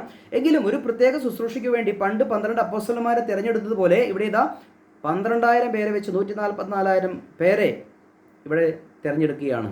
അങ്ങനെ കാര്യങ്ങൾ മുന്നോട്ട് പോവുകയാണ്. മേലാൽ സംഭവിക്കാനുള്ള കാര്യങ്ങൾ യോഹന്നാന് കാണിച്ചു കൊടുക്കുകയാണ്. അപ്പോൾ നമ്മുടെ റാപ്ചർ അടക്കം യോഹന്നാൻ കാണുകയാണ്. അപ്പോൾ ഏകദേശം ഈ 6-ാം അധ്യായത്തിൽ തന്നെ ഏകദേശം 2000 വർഷത്തെ ചരിത്രം ഇന്ന് പിന്നിട്ടിരിക്കുകയാണ്. ഇന്ന് കാഹളം ധ്വനിച്ച് റാപ്ചർ ആയി കഴിഞ്ഞാൽ ഏകദേശം 2000 വർഷം അത് പിന്നിട്ടിട്ട് 144,000 പേരെ മുദ്രയിട്ട് ദൈവം ദൈവരാജ്യത്തിൻ്റെ ആ പണി വീണ്ടും പുനരാരംഭിക്കും. ഇപ്പോൾ നമുക്കറിയാം ഇസ്രായേലിൽ അനേകം ചെറുപ്പക്കാർ യേശു തന്നെയാണ് മശിഹ എന്ന് പ്രസംഗിച്ചു തുടങ്ങിയിട്ടുണ്ട്. ആ കാഴ്ചകൾ നമ്മൾ കാണുകയാണ്. ഒരു പക്ഷേ ഇന്ന് നമ്മൾ സോഷ്യൽ മീഡിയയിലൂടെ കാണുന്ന ആ ചെറുപ്പക്കാരുണ്ടല്ലോ, നല്ല പ്രസരിപ്പുള്ള, നല്ല കർത്താവിന് വേണ്ടി നിലകൊള്ളുന്ന, അനേകരുടെ മുൻപിൽ വെച്ചുകൊണ്ട് സുവിശേഷം പറയുന്ന, യേശുവാണ് മശിഹ എന്ന് പറയുന്ന കുറേ ചെറുപ്പക്കാരെ നമ്മൾ കാണുന്നില്ലേ? ഇവരിൽ ഏതാനും പേരൊക്കെ തന്നെയാണ് 144,000 പേരായി മുദ്രയിടുവാനിരിക്കുന്നത് എന്നുള്ളത് ഈ വചന പഠനത്തിൻ്റെ വെളിച്ചത്തിൽ ഞങ്ങൾക്ക് മനസ്സിലാക്കാൻ സാധിച്ചിട്ടുണ്ട്. അതും കൂടി അത് വിലയിരുത്തിയിട്ട് വേണം നമ്മൾ ഈ കാലഘട്ടത്തെ തിരിച്ചറിഞ്ഞിട്ട് വേണം നമുക്ക് കാര്യങ്ങളെ പഠിക്കുവാൻ. അതിനുശേഷം നമുക്കറിയാം 7 മുദ്രകൾ പൊട്ടുന്നു, 7 കാഹളങ്ങൾ മുഴുകുന്നു, 7 കലശങ്ങൾ ഒഴിക്കുന്നു. ഇങ്ങനെയുള്ള 21 ന്യായവിധികളെക്കുറിച്ച് ബൈബിളിൽ സംഭവിക്കുമെന്ന് യോഹന്നാന് ദൈവം കാണിച്ചു കൊടുത്തിരിക്കുകയാണ്. മനസ്സിലായോ? അങ്ങനെ കാര്യങ്ങൾ മുന്നോട്ട് പോവുകയാണ്. 9-ാം അധ്യായത്തിൽ വരുമ്പോൾ റാപ്ചറിന് ശേഷം സംഭവിക്കുന്ന കാര്യങ്ങളെക്കുറിച്ച് ഇനി നമ്മൾ ചിന്തിക്കാൻ പോകുന്നത് 144,000 പേരെ മുദ്രയിടുന്നു, അവർ സുവിശേഷം പറയുന്നു. തന്നെയുമല്ല 9-ാം അധ്യായത്തിൻ്റെ 5-ാമത്തെ ദൂതൻ ഊതുമ്പോൾ ഇവിടെ ഇതാ 1/3 മരിക്കുന്ന, ഈ ലോകത്ത് 1/3 ജനസംഖ്യ മരിക്കുന്ന ഒരു മഹായുദ്ധം ഉണ്ടാകുന്നു. 9-ാം അധ്യായത്തിൻ്റെ 15-ാം വാക്യത്തിലാണ് അത് പറഞ്ഞിരിക്കുന്നത്. എല്ലാം ഞാൻ വായിക്കുന്നില്ല. ഒരു ബേഡ്സ് ഐ വ്യൂയിലൂടെ, അല്ലെങ്കിൽ ഒരു പക്ഷി പറന്നുകൊണ്ട് മുകളിൽ നിന്ന് നോക്കുമ്പോൾ താഴെ എന്താണ് കാണുന്നത് എന്നുള്ള അർത്ഥത്തിൽ മാത്രം ഞാനിതൊന്ന് ഓടിച്ചു പറയുകയാണ്. കാരണം യോഹന്നാന് ലഭിച്ച വെളിപ്പാടുകളെക്കുറിച്ചാണ് ഞാൻ സംസാരിക്കുന്നത്. യോഹന്നാൻ കാണുകയാണ് 2000 വർഷത്തെ കൃപയുടെ ജൈത്രയാത്രയും റാപ്ചറും, ശേഷം 144,000 പേരെ മുദ്രയിടുന്നതും, അതിനുശേഷം ഒരു വലിയ ലോകമഹായുദ്ധം ഉണ്ടാകുന്നതും. 10-ാം അധ്യായത്തിലേക്ക് വരുമ്പോൾ ഇവിടെ ഇതാ ജെറുസലേം ദേവാലയം പണിയപ്പെടുന്നതും, 11-ാം അധ്യായത്തിലേക്ക് വരുമ്പോൾ നിർത്തിവച്ചിരിക്കുന്ന ദൈവരാജ്യത്തിൻ്റെ ഭാഗമായി നിന്നിരുന്ന 7 വർഷത്തെ മഹാപീഡാകാലം ആരംഭിച്ചുകൊണ്ട്, അതായത് ലോകമഹായുദ്ധത്തിനൊടുവിൽ ഇസ്രായേൽ ജയിച്ച് ഇസ്രായേൽ ആലയം പണിത്, ആ ആലയം പണിയുമ്പോൾ ലോകത്തുള്ള സകല യഹൂദന്മാരും ആലയത്തിലേക്ക് കടന്നു വരുമ്പോൾ അവിടെ 2 പ്രവാചകന്മാരെ അമാനുഷിക ശക്തിയോടുകൂടി ദൈവം എഴുന്നേൽപ്പിക്കും. അവരെ തൊടുവാൻ പറ്റാത്ത രീതിയിൽ അവർ പ്രവചിച്ചു കൊണ്ടിരിക്കും. ആലയത്തിൻ്റെ മുറ്റത്ത് നിന്നുകൊണ്ട്, അല്ലെങ്കിൽ ആലയത്തിൽ വരുന്നവരോട് പ്രവചിച്ചു കൊണ്ടിരിക്കും. അപ്പോഴാണ് 3.5 വർഷം കഴിയുമ്പോൾ ഇവരെ ആഴത്തിൽ നിന്ന് കയറി വരുന്നൊരു മൃഗം ഇവരെ കൊന്നുകളയുമെന്ന് വ്യക്തമായി 11-7 പറഞ്ഞിരിക്കുകയാണ്. അപ്പോൾ യഹൂദൻ്റെ പീഡാകാലത്തിൻ്റെ 7 വർഷത്തിൻ്റെ ആരംഭം കുറിക്കുന്നത് എപ്പോഴാണ്? നമ്മുടെ റാപ്ചർ കഴിഞ്ഞ് 144,000 പേരെ മുദ്രയിട്ട്, അതിനുശേഷം 3-ാം ലോക മഹായുദ്ധം കഴിഞ്ഞ് ഇസ്രായേൽ ആ യുദ്ധത്തിൽ ജയിച്ച് ദേവാലയവും പണിത് അവിടെ 2 സാക്ഷികൾ എപ്പോഴാണോ പ്രവചന ശുശ്രൂഷ ആരംഭിക്കുന്നത് അപ്പോൾ മാത്രമാണ് യഹൂദൻ്റെ 7 വർഷ പീഡാകാലം ആരംഭിക്കുന്നുള്ളൂ. അല്ലാതെ 1-ാം മുദ്ര പൊട്ടുമ്പോൾ കാണുന്ന വെള്ളക്കുതിര അത് എതിർ ക്രിസ്തു അല്ല, അവിടെ പീഡാകാലം ആരംഭിക്കുന്നില്ല. കൃത്യമായി നമ്മൾ പഠിച്ചാൽ മാത്രമാണ് മനസ്സിലാക്കാൻ സാധിക്കുകയുള്ളൂ. കഥ അറിയാതെ ആട്ടം കണ്ടു കഴിഞ്ഞാൽ ഒന്നും മനസ്സിലാകിയില്ല. കഥ എന്താണെന്ന് പറഞ്ഞു തരാം. അതിനുശേഷം ഇതിനകത്തുള്ളത് എന്താണെന്ന് ഒന്ന് മനസ്സിലാക്കി, ക്രമമായി ഒന്ന് മനസ്സിലാക്കിയാൽ എൻ്റെ പ്രിയമുള്ളവർക്ക് ഇത് മനസ്സിലാക്കാൻ സാധിക്കും. അതുകൊണ്ടാണ് വളരെ സ്നേഹത്തോടെ ഞങ്ങളിത് പറയുന്നത്. അങ്ങനെ 11-ാം അധ്യായത്തിൽ 2 സാക്ഷികൾ വരുന്നു. 3.5 വർഷം അവർ ശുശ്രൂഷിക്കുന്നു. അവരുടെ കാലാവധി 3.5 വർഷമാണ്. പീഡാകാലം എത്ര വർഷമാണ്? 7 വർഷം. ഇതിൻ്റെ ആദ്യത്തെ പകുതി, ഈ 3.5 വർഷം ഇവരാണ് ശുശ്രൂഷിക്കുന്നത്. ആഴത്തിൽ നിന്ന് കയറി വരുന്നൊരു മൃഗം എന്ന് പറഞ്ഞാൽ എതിർ ക്രിസ്തു ആവാൻ, അല്ലെങ്കിൽ സാത്താൻ്റെ പൂർണ്ണ അധികാരത്തോടുകൂടെ സാത്താനികമായി ഭരിക്കുന്ന ഒരു ഭരണകർത്താവിൻ്റെ തുടക്കം അവിടെ കുറിക്കുകയാണ്. കാരണം അവനും 3.5 വർഷമാണ് ശേഷിക്കുന്നത് എന്ന് നമുക്കറിയാം. ക്രമമായി ഒന്ന് ചിന്തിക്കാം. അപ്പോൾ 2 സാക്ഷികളെ കൊന്ന് കാര്യങ്ങൾ മുന്നോട്ട് പോവുകയാണ്. അപ്പോഴാണ് സ്വർഗത്തിൽ ഒരു വലിയ യുദ്ധമുണ്ടാകുന്നത്. വെളിപ്പാട് 12-ൽ വരുമ്പോൾ മിഖായേലും സ്വർഗത്തിലെ ആ മിഖായേലും സാത്താനും തമ്മിൽ ഇവിടെ പടവെട്ടുകയാണ്. പിന്നെ സ്വർഗത്തിലൊരു യുദ്ധമുണ്ടായി. മിഖായേലും അവൻ്റെ ദൂതന്മാരും മഹാസർപ്പത്തോട് പടവെട്ടി. പ്രിയമുള്ളവരെ, ഇവിടെ 12-ാം അധ്യായത്തിൽ ഇസ്രായേൽ എന്ന് പറയുന്ന സ്ത്രീ എന്ന് പറഞ്ഞാൽ ഇവിടെ കാണുന്ന സൂര്യനെ അണിഞ്ഞിരിക്കുന്ന സ്ത്രീ ഇസ്രായേലാണ്. ആ ഇസ്രായേലിന് പ്രസവവേദന സംഭവിക്കുകയാണ്. അപ്പോഴിതാ സ്വർഗത്തിൽ ഒരു യുദ്ധമുണ്ടാവുകയാണ്. അവിടെ മിഖായേൽ ഈ സ്വർഗത്തിൽ നിന്നുള്ള ഈ ദുഷ്ടസേനകളെ വെട്ടി ഭൂമിയിലേക്ക് ഇടുകയാണ്. അതിലും തൊട്ട് മുൻപ് ഒരു കാര്യം സംഭവിക്കുന്നുണ്ട്. 7-ാം അധ്യായത്തിൽ മുദ്രയിട്ട് വേർതിരിച്ചിരിക്കുന്ന 144,000 പേര് അവർ ദൈവത്തിൻ്റെ അടുക്കിലേക്ക് എടുക്കപ്പെടുന്നുണ്ട്. മനസ്സിലായോ? എന്ന് പറഞ്ഞാൽ 12-ന്റെ 5-ാം വാക്യം, സകല ജാതികളെയും ഇരുമ്പുകോൽ കൊണ്ട് മേയ്പ്പാനുള്ളൊരു ആൺകുട്ടിയെ പ്രസവിച്ചു. ഒരു ആൺകുട്ടിയെ എന്ന് പറഞ്ഞാൽ 144,000 പേരടങ്ങുന്ന ഒരു സംഘത്തെയാണ് ഒരു ആൺകുട്ടി എന്ന് പറഞ്ഞിരിക്കുന്നത്. ആ ആൺകുട്ടി മറ്റാരുമല്ല, 144,000 പേരടങ്ങിയിരിക്കുന്ന ഒരു ആൺകുട്ടിയാണ്. നമുക്കറിയാം, നമ്മളെ എല്ലാവരെയും വിളിക്കുന്നത് ക്രിസ്തുവിൻ്റെ ശരീരമാവുന്ന സഭ എന്നാണ്. ക്രിസ്തുവിൻ്റെ ശരീരം എന്നാണ് നമ്മൾ വിളിക്കുന്നത്, അല്ലേ? ഒരു പുതുമനുഷ്യൻ എന്നാണ് നമ്മൾ വിളിക്കുന്നത്. ലോകത്തുള്ള കൊടാനുകോടി രക്ഷിക്കപ്പെട്ടവരെ ഒരു കൂട്ടമായി ബോഡി ഓഫ് ക്രൈസ്റ്റ് ഒരു പുതു മനുഷ്യൻ എന്നാണ് വിളിച്ചിരിക്കുന്നതെങ്കിൽ ഇവിടെയും ഈ ആൺകുട്ടി എന്ന് വിളിച്ചിരിക്കുന്നത് 144,000 പേരാണ്. അവർ ദൈവത്തിൻ്റെ സന്നിധിയിലേക്ക് എടുക്കപ്പെടുന്നു. ശേഷം സ്വർഗത്തിൽ യുദ്ധമുണ്ടാകുന്നു, ദുഷ്ടസേനകളെ വെട്ടി ഭൂമിയിലേക്ക് ഇടുന്നു. പിന്നെ സ്വർഗത്തിൽ അവരുടെ ഇടം കണ്ടില്ല. അവർ ഭൂമിയിലേക്ക് മഹാക്രോധത്തോടെ കടന്നു വരികയാണ്. ഈ സ്ത്രീ എന്ന് പറയുന്ന ഇസ്രായേലിനെതിരെ ഈ സാത്താൻ പടവെട്ടുന്നതായിട്ട്, അല്ലെങ്കിൽ അവളെ ഉപദ്രവിക്കാൻ വരുന്നതായിട്ട് നമുക്ക് കാണാൻ സാധിക്കുന്നുണ്ട് 12-ാം അധ്യായത്തിൽ. അപ്പോഴാണ് ഇവിടെ ഇതാ ആഴത്തിൽ നിന്ന് കയറി വരുന്ന മൃഗം 2 സാക്ഷികളെ കൊന്ന് ഒരു രാഷ്ട്രീയ നേതാവായി ഉയർന്നു വരുമ്പോൾ അവനിൽ ഈ സാത്താൻ്റെ ശക്തി വ്യാപരിച്ചുകൊണ്ട്, മനസ്സിലായോ? അത് പൗലോസ് തെസ്സലോനിക്ക ലേഖനത്തിലും എഴുതിയിട്ടുണ്ട്. അധർമ്മമൂർത്തിയുടെ ആഗമനത്തെക്കുറിച്ചൊക്കെ വ്യക്തമായി അതിനകത്ത് എഴുതിയിട്ടുണ്ട്.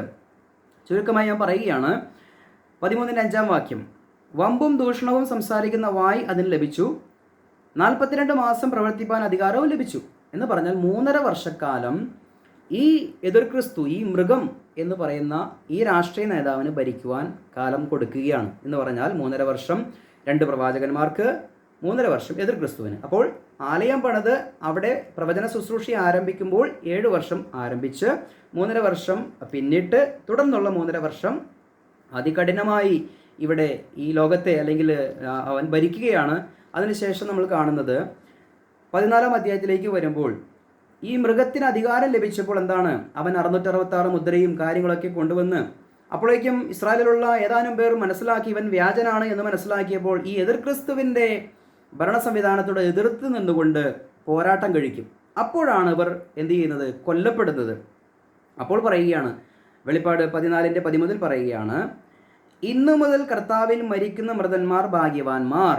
എന്നു മുതലാ എതിർ ക്രിസ്തുവിൻ്റെ ഭരണത്തിന് കീഴിൽ അവൻ്റെ ഭരണവ്യവസ്ഥയോട് എതിർത്ത് നിന്ന് ഇവൻ വ്യാജമശിഹയാണ്, ഇവനല്ല ഞങ്ങളുടെ മശിഹ എന്ന് പറഞ്ഞ് ആ 666 കുത്താതെ എതിർ ക്രിസ്തുവിൻ്റെ നിയമത്തോട് എതിർത്ത് നിൽക്കുന്ന ആ വിശുദ്ധർ, അവർ ആ സാത്താനിക കൂട്ടായ്മയോട് ചേരാതെ മാറി നിൽക്കുമ്പോൾ അന്നു മുതൽ മരിക്കുന്നവർ, എന്താണ് ഇവിടെ പറയുന്നത്, കർത്താവിൽ മരിക്കുന്നവർ ഭാഗ്യവാന്മാർ എന്ന് പറയുന്നത്. കാരണം അവിടെ കർത്താവിൽ മരിക്കണമെങ്കിൽ എതിർ ക്രിസ്തുവിൻ്റെ വ്യവസ്ഥകളോട് എതിർത്ത് നിന്നേ പറ്റൂ. കർത്താവിൽ അവൻ മരിക്കണമെങ്കിൽ കർത്താവിനോട് ചേർന്നിരിക്കണം. എന്ന് പറഞ്ഞാൽ ഇന്നത്തെ കൃപായുഗത്തിലുള്ള രക്ഷ പോലെയല്ല അന്നത്തെ രക്ഷ. അവിടെ എതിർ ക്രിസ്തുവിൻ്റെ സംവിധാനത്തോട് എതിർത്ത് നിൽക്കുന്നവർ കർത്താവിനോട് ചേർന്ന് നിൽക്കണമെങ്കിൽ അവിടെ രക്തസാക്ഷിയായി മരിക്കേണ്ട ഒരു സാഹചര്യം വരികയാണ്. ഇവരെയാണ് നമ്മൾ 15-ാം അധ്യായത്തിൻ്റെ 2-ാം വാക്യത്തിൽ കാണുന്നത്. മൃഗത്തോടും അതിൻ്റെ പ്രതിമയോടും പേരിൻ്റെ സംഖ്യയോടും ജയിച്ചവർ ദൈവത്തിൻ്റെ വീണകൾ പിടിച്ചുകൊണ്ട് പളുങ്കുകടലിനരികെ നിൽക്കുന്നത് ഞാൻ കണ്ടു. രക്തസാക്ഷികൾ, പീഡാകാല രക്തസാക്ഷികൾ എവിടെയാണ് പ്രിയമുള്ളവരെ? വെളിപ്പാട് 15-ാം അധ്യായത്തിലും 14-ാം അധ്യായത്തിലും കൂട്ടിച്ചേർത്ത് പഠിക്കുമ്പോഴാണ് പീഡാകാല രക്തസാക്ഷികളെ നമ്മൾ കാണുന്നത്. വെളിപ്പാട് 6-ാം അധ്യായത്തിൽ ഇവർ വലിയ കഷ്ടത്തിൽ നിന്ന് വന്നവർ എന്ന് പറയുമ്പോൾ അത് പീഡാകാല രക്തസാക്ഷികളാണ് എന്ന് എങ്ങനെ പറയാൻ കഴിയും? കാരണം അവിടെ പീഡാകാലം ആരംഭിച്ചിട്ടില്ല. വെളിപ്പാട് 6-ൽ പീഡാകാലം ആരംഭിച്ചിട്ടില്ല. വെളിപ്പാട് 13-ൽ വരുമ്പോഴാണ് 3.5 വർഷത്തെ അധികാരം ഏറ്റെടുത്തുകൊണ്ട് പൈശാചികമായി മൃഗത്തിൻ്റെ പ്രതിമയും അല്ലെങ്കിൽ അതിനെ നമസ്കരിക്കണമെന്നും മൃഗത്തിൻ്റെ മുദ്ര സ്വീകരിക്കണമെന്നും പറഞ്ഞ് നിയമം കൊണ്ടുവരുന്നത്. അങ്ങനെയാണ് അവിടെ മഹാപീഡനത്തിൽ നിന്നും അവർ രക്തസാക്ഷികളായി അവിടെ ദൈവത്തിൻ്റെ സന്നിധിയിലേക്ക് കടന്നു വരുന്നൊരു അനുഭവത്തെക്കുറിച്ച് അവിടെ പറയുന്നത്. അപ്പോൾ തന്നെ ഒരു വിശ്വസ്ത കൂട്ടം മാത്രമാണ് എതിർ ക്രിസ്തുവിനോട് എതിർത്ത് നിന്ന് കർത്താവിൻ്റെ സന്നിധിയിലേക്ക് മാറ്റപ്പെട്ടത്. ദൈവം പല നിലകളിൽ ദൈവത്തിൻ്റെ രാജ്യത്തിലേക്ക് ആളുകളെ ഒരേ സമയങ്ങളിൽ രക്ഷിച്ചുകൊണ്ടിരിക്കുകയാണ്, പടിപടിയായിട്ട് രക്ഷിച്ചുകൊണ്ടിരിക്കുകയാണ്. ഇവിടെ 16-ാം അധ്യായത്തിലേക്ക് വരുമ്പോൾ നമുക്ക് കാണാൻ സാധിക്കുന്നുണ്ട്, അവിടെ കലശ ന്യായവിധികളെക്കുറിച്ച് സവിസ്തരം പറയാൻ സമയമില്ല. അങ്ങനെ പോകുമ്പോഴാണ് മഹദിയാം ബാബിലോൺ എന്ന് പറഞ്ഞാൽ ഇസ്രായേലിന് വേണ്ടി ദൈവം 144,000 പേരെ എഴുന്നേൽപ്പിച്ചു, 2 സാക്ഷികളെ എഴുന്നേൽപ്പിച്ചു. ആകാശമധ്യത്തിൽ പറന്നുകൊണ്ട് പറയുന്നൊരു ദൂതനെ ദൈവം അയക്കുന്നുണ്ട്. ഇവരുടെ വാക്കുകളൊന്നും കേൾക്കാതെ ഇവരൊക്കെ തിരസ്കരിച്ച് അല്ലെങ്കിൽ എതിർ ക്രിസ്തുവിനോട് ചേർന്ന്, എന്ന് പറഞ്ഞാൽ ദൈവത്തിൻ്റെ മണവാട്ടിയായി തീരേണ്ട ഇവൾ ഇപ്പോൾ സാത്താൻ്റെ കാമുകിയായി തീർന്നിരിക്കുകയാണ്.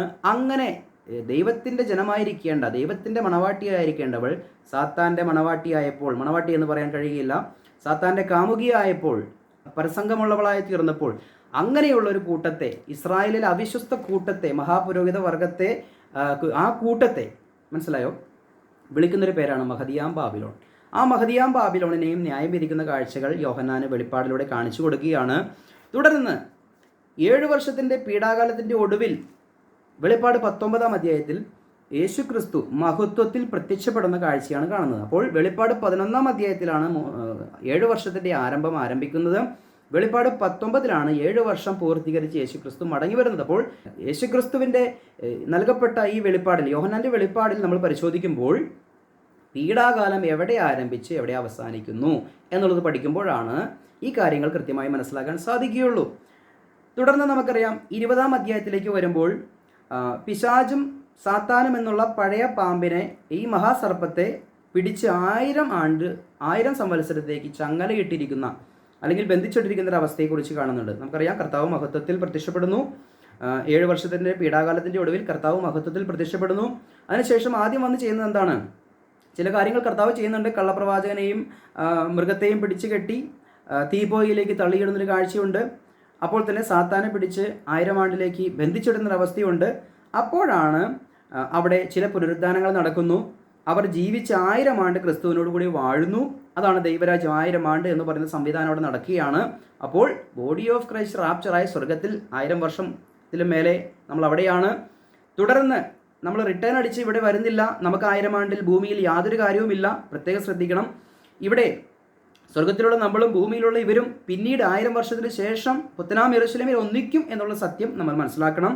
ഇവിടെ പറയുകയാണ്, അവരെല്ലാം ജീവിച്ച് കർത്താവിൻ്റെ മഹത്വ പ്രത്യക്ഷതയിൽ ചിലരെല്ലാം പുനരുദ്ധാനം ചെയ്ത് അതിലേക്ക് യോഗ്യത ലഭിച്ചവർ, 1000 ആണ്ടിലേക്ക് യോഗ്യത ലഭിച്ചവർ പുനരുദ്ധാനം ചെയ്യുന്നു. ഇവിടെയാണ് 12 അപ്പോസ്തലന്മാരും കൂട്ടരും ഉയർത്തെഴുന്നേൽക്കുന്നത് എന്നുള്ളത് എൻ്റെ പ്രിയമുള്ളവർ മനസ്സിലാക്കണം. കാരണം അവർക്ക് ദൈവം കൊടുത്തിരിക്കുന്ന വാഗ്ദത്തം, കർത്താവ് ഞങ്ങൾക്ക് എന്ത് കിട്ടുമെന്ന് ചോദിച്ചപ്പോൾ, നിങ്ങൾ പുനരുദ്ധാനത്തിൽ നിങ്ങൾ ഉയർത്തെഴുന്നേറ്റ് എന്നോടുകൂടി ഇസ്രായേലിൽ 12 ഗോത്രങ്ങളെയും സിംഹാസനത്തിലിരുന്ന് ന്യായം വിധിക്കും. അങ്ങനെയുള്ളൊരു സാഹചര്യത്തിലേക്കാണ് അവർ ജീവിച്ച് 1000 ആണ്ടിലേക്ക് കടക്കുന്നത് എന്നുകൂടി നമ്മൾ മനസ്സിലാക്കണം. തന്നെയുമല്ല, ഈ 1000 വർഷം കഴിയുമ്പോൾ എന്താണ് സംഭവിക്കുന്നത്? അവിടെ ഗോഗ് മാഗോഗ് യുദ്ധം, ചുരുക്കത്തിൽ ഞാൻ പറഞ്ഞു പോവുകയാണ്, ഗോഗ് മാഗോഗ് യുദ്ധം നടക്കുകയാണ്. അങ്ങനെയാണ് ഈ പിശാചിനെയും പിടിച്ചുകൊണ്ട് കള്ളപ്രവാചകനും മൃഗവും കിടക്കുന്ന ഗന്ധകാഗ്നി പൊയ്കയിലേക്ക് ഈ സാത്താനെ നിത്യമായി അവനെ നരകത്തിൽ തള്ളി സാത്താൻ്റെ എന്നേക്കുമായുള്ള കാര്യപരിപാടികളെല്ലാം ദൈവം അവസാനിപ്പിച്ച് അവനെ നിത്യമായി മനുഷ്യരിൽ നിന്നും മാറ്റിക്കളയുന്നൊരവസ്ഥ. അവൻ്റെ നിത്യത നരകത്തിൽ, നരകക്കുഴിയിൽ സാത്താൻ്റെ ദൂതന്മാരും ഈ കള്ളപ്രവാചകനും എതിർ ക്രിസ്തുവും എല്ലാം കിടക്കുമ്പോൾ അവൻ ഒരുക്കിയിട്ടിരിക്കുന്ന ഈ നരകത്തിലേക്ക് പോകുന്ന അനേകം ജനങ്ങളുമുണ്ട് എന്നുള്ളത് മനസ്സിലാക്കണം. അങ്ങോട്ട് ആരും പോകാതിരിക്കാൻ വേണ്ടിയിട്ടാണ് ഇതെല്ലാം കൃത്യമായിട്ട് യേശുക്രിസ്തുവിൻ്റെ വെളിപ്പാടെന്നും പൗലോസിന് ലഭിച്ച വെളിപ്പാടെന്നും യോഹന്നാന് ലഭിച്ച വെളിപ്പാട് എന്നും പറഞ്ഞുകൊണ്ട് ഈ ക്ലാസ്സുകൾ പറയുന്നത്. കൃപയാൽ രക്ഷിക്കപ്പെടാൻ ആഗ്രഹിക്കുന്നവർ സൗജന്യമായി ക്രിസ്തുവിൽ വിശ്വസിച്ച് രക്ഷിക്കപ്പെടുക. തന്നെയുമല്ല, വെളിപ്പാട് 20-ാം അധ്യായം കഴിഞ്ഞ് 21-ലേക്ക് വരുമ്പോൾ അവിടെ പുതിയ ആകാശവും പുതിയ ഭൂമിയും കാണുകയാണ്. അപ്പോൾ തന്നെ അവിടെ നിത്യതയിൽ സ്വർഗത്തിലുള്ളതും ഭൂമിയിലുള്ളതും പിന്നെയും ഒന്നിക്കുന്നൊരു കാഴ്ച നമ്മൾ കാണുകയാണ്. ആ പുത്തനാം യെരൂശലേമിലാണ് മക്കളെങ്കിൽ അവകാശികളുമത്രേ എന്ന് പറയുന്ന മക്കളെങ്കിൽ അവകാശികളായ ദൈവത്തോടു കൂടി നമ്മൾ വാഴും. അപ്പോൾ സ്വർഗത്തിലുള്ള ബോഡി ഓഫ് ക്രൈസ്റ്റും ഭൂമിയിലുള്ള ബ്രൈഡ് ഓഫ് ക്രൈസ്റ്റും നിത്യതയിൽ ഒന്നിക്കുന്ന ഒരു മഹാ സമ്മേളനമാണ് ആ പുത്തനാം യെരൂശലേമിൽ നടക്കുന്നത്. പ്രിയമുള്ളവർ, ഇതാണ് വെളിപ്പാട് പുസ്തകത്തിൻ്റെ ഒരു രത്ന ചുരുക്കം. ഈ കഥയറിയാതെ നമ്മൾ ആട്ടം കണ്ടു കഴിഞ്ഞാൽ നമുക്കൊന്നും മനസ്സിലാകുകയില്ല, കാര്യങ്ങളെ ഗ്രഹിക്കാൻ സാധിക്കുകയില്ല. അതുകൊണ്ട് പ്രിയമുള്ളവർ, ഈ കാര്യങ്ങളെ ഒന്ന് കൃത്യമായിട്ടൊന്ന് മനസ്സിലാക്കണം. നമ്മൾ ചുരുക്കമായി ചിന്തിച്ചത് യേശുക്രിസ്തുവിലൂടെ ലഭിച്ച വെളിപ്പാട്, അപ്പോൾ തന്നെ പൗലോസിലൂടെ ലഭിച്ച വെളിപ്പാട്, അപ്പോൾ തന്നെ യോഹന്നാനിലൂടെ ലഭിച്ച വെളിപ്പാട്. ഇതെല്ലാം ഉൽപ്പത്തി മുതൽ വെളിപ്പാട് വരെ ദൈവത്തിൻ്റെ വചനമാണ്. അത് കാലാകാലങ്ങളിൽ പടിപടിയായി അത് വെളിപ്പെടുത്തി കൊടുക്കുവാനിടയായിത്തീർന്നു. അപ്പോൾ തന്നെ വെളിപ്പെടുത്തിയ സത്യങ്ങൾ എന്തിനു വേണ്ടിയായിരുന്നു എന്ന് നമ്മൾ തിരിച്ചറിയണം. അതിനെയാണ് നമ്മൾ തിരുവചനത്തെ ശരിയായി വിഭജിച്ച് പഠിക്കണം എന്നുള്ളതിൻ്റെ കാര്യങ്ങൾ പറയുന്നത്. ഇത് മിക്സ് ചെയ്ത് പഠിപ്പിക്കാൻ പാടില്ല. കാര്യകാരണ സഹിതം ഓരോരോ കാര്യങ്ങളിൽ ദൈവം എന്താണ് ഉദ്ദേശിച്ചിരിക്കുന്നതെന്ന് മാത്രം ചിന്തിച്ച് നമ്മുടെ വിളിയും തിരഞ്ഞെടുപ്പും എന്താണ് എന്നുള്ളത് മാത്രം തിരിച്ചറിഞ്ഞ് അതിനുവേണ്ടി ജാഗരിക്കുക. ഈ സത്യങ്ങളെ മനസ്സിലാക്കുമ്പോൾ ഇത് മറ്റുള്ളവരോട് പറയുക. നിങ്ങളിത് മറ്റുള്ളവർക്ക് ഷെയർ ചെയ്ത് കൊടുക്കുമ്പോൾ സ്വർഗീയ സത്യങ്ങളാണ് നിങ്ങളും മറ്റുള്ളവർക്ക് പറഞ്ഞു കൊടുക്കുന്നത്. കാരണം ക്രിസ്തീയഗോളത്തിൽ പണ്ഡിതന്മാർ എന്ന് പോലും അഭിപ്രായപ്പെടുന്ന, അല്ലെങ്കിൽ കൃപയുടെ സുവിശേഷം എന്ന് പറയുന്നവർ പോലും ഇവിടെ ഈ സ്വർഗീയ സത്യങ്ങൾ, വെളിപ്പാടിനെ കുറിച്ച് അവർക്ക് ഒരു കാഴ്ചപ്പാട് ലഭിച്ചിട്ടില്ല. കാരണം വെളിപ്പാട് നമുക്കുള്ളതല്ല എന്ന് പറഞ്ഞ് സാത്താൻ അവരുടെ കണ്ണുകളെയും ബന്ധിച്ചിട്ടിരിക്കുകയാണ്. എന്നാൽ വെളിപ്പാട് ശരിയായി പഠിക്കുമ്പോഴാണ് മേലാൽ സംഭവിക്കാനുള്ള കാര്യങ്ങൾ, AD 95 മുതൽ നിത്യത വരെ എന്ത് സംഭവിക്കും, ഈ കഴിഞ്ഞ 2000 വർഷങ്ങളിൽ എന്താണ് സംഭവിച്ചത് എന്ന് നമ്മൾ പുറകോട്ട് നോക്കുമ്പോഴാണ്, യോഹന്നാന് ലഭിച്ച വെളിപ്പാടുകളിലൂടെ നമുക്ക് നോക്കുമ്പോഴാണ് ഈ കാര്യങ്ങൾ നമ്മൾ മനസ്സിലാക്കുന്നത്. നമ്മുടെ റാപ്ചർ ഏറ്റവും അടുത്തിരിക്കുന്ന ഒരു സമയമാണെന്ന് നമുക്ക് മനസ്സിലാക്കുന്നത്. 5-ാം മുദ്ര പൊട്ടി രക്തസാക്ഷികൾ മരിച്ചുകൊണ്ടിരിക്കുമ്പോൾ ഇത് കാണുവാൻ നമ്മുടെ കണ്ണുകൾ ദൈവം തുറന്നിരിക്കുകയാണ്. ഇതിനുശേഷം 6-ാം മുദ്ര പൊട്ടി നമ്മൾ റാപ്ചറിൽ എടുക്കപ്പെടും. അതിനുശേഷമാണ് ഇവിടെ 144 പേരെ മുദ്രയിടുന്നത്. ഇവിടെ ലോകമഹായുദ്ധങ്ങൾ ഉണ്ടാകുന്നത്, ജെറുസലേം ദേവാലയം പണിയപ്പെടുന്നത്, അങ്ങനെ 2 സാക്ഷികൾ വരുന്നത്, അവരെ കൊന്ന് എതിർ ക്രിസ്തു വരുന്നത്, 3.5 വർഷത്തിൻ്റെയും 7 വർഷത്തിൻ്റെ ഒടുവിൽ കർത്താവ് മഹത്വത്തിൽ പ്രത്യക്ഷപ്പെടുന്നത്, അതിനുശേഷം സാത്താനെ പിടിച്ച് ബന്ധിച്ചിടുന്നത്, അതിനുശേഷം 1000 ആണ്ട് കർത്താവ് വാഴുന്നത്, വീണ്ടും സാത്താനെ 1000 വർഷം കഴിയുമ്പോൾ ഒന്ന് അഴിച്ചുവിടും. അപ്പോൾ വീണ്ടും ഈ സാത്താനെ പിടിച്ച് ദൈവം എന്ത് ചെയ്യും? പൂർണ്ണമായിട്ട് നശിപ്പിച്ചു കളഞ്ഞ് അങ്ങനെ പുതിയ ആകാശത്തിലും പുതിയ ഭൂമിയിലും സ്വർഗവും ഭൂമിയും ഒന്നിക്കുന്ന നിത്യതയിലേക്ക് നമ്മൾ കടക്കുകയാണ്. ഇങ്ങനെ മനോഹരമായിട്ടുള്ള ഒരു തിരിച്ചറിവ് നൽകിയിരിക്കുന്ന പുസ്തകമാണ് വെളിപ്പാട് പുസ്തകം. ഈ പുസ്തകത്തെയാണ് നമുക്കതിനെക്കുറിച്ച് അറിയേണ്ട നമുക്ക് കാര്യമില്ല, അല്ലെങ്കിൽ ഈ വെളിപ്പാട് പുസ്തകം നമുക്കുള്ളതല്ല എന്ന് പറഞ്ഞ് സാത്താൻ ഇവരുടെ കണ്ണുകളെ തിമിരം കൊണ്ട് നിറച്ചിരിക്കുകയാണ്. ഒറ്റ തിമിരമല്ല, ഡബിൾ തിമിരം കൊണ്ട് മറച്ചിരിക്കുകയാണ്. പ്രിയമുള്ളവരെ, പൗലോസ് എന്ന് പറയുന്ന മനുഷ്യൻ്റെ കണ്ണിൽ നിന്നും ചെതമ്പൽ അടന്നു വീണപ്പോഴാണ്, ചെതമ്പൽ പോലെ എന്തോ ഒന്ന് അടന്നു വീണപ്പോഴാണ്, ഈ പാരമ്പര്യങ്ങളും അല്ലെങ്കിൽ ഞാൻ പിടിച്ച മുയലിന് 4 കൊമ്പ് എന്നുള്ള ചിന്തകളും മാറിയപ്പോഴാണ് ദൈവിക സത്യങ്ങൾ മനസ്സിലാക്കാൻ സാധിച്ചത്. അതുപോലെ തന്നെ നമ്മുടെ കണ്ണിലുള്ള ചെതമ്പലുകളും അല്ലെങ്കിൽ നമ്മുടെ പാരമ്പര്യങ്ങളൊക്കെ മാറ്റിക്കൊണ്ട് ദൈവവചനം എന്താണ് പറയുന്നത്, ഇതിലെ സത്യം എന്താണ് എന്ന് മനസ്സിലാക്കി അതനുസരിക്കുവാനുള്ള കൃപ നിങ്ങൾക്ക് ഓരോരുത്തർക്കും ഉണ്ടാകട്ടെ എന്ന് ആത്മാർത്ഥമായിട്ട് ഞാൻ പ്രാർത്ഥിക്കുകയും ആത്മാർത്ഥമായിട്ട് ആഗ്രഹിക്കുകയും ചെയ്തുകൊണ്ട് എൻ്റെ ഈ സന്ദേശം ഞാൻ അവസാനിപ്പിക്കുന്നു. ദൈവം എല്ലാവരെയും അനുഗ്രഹിക്കട്ടെ.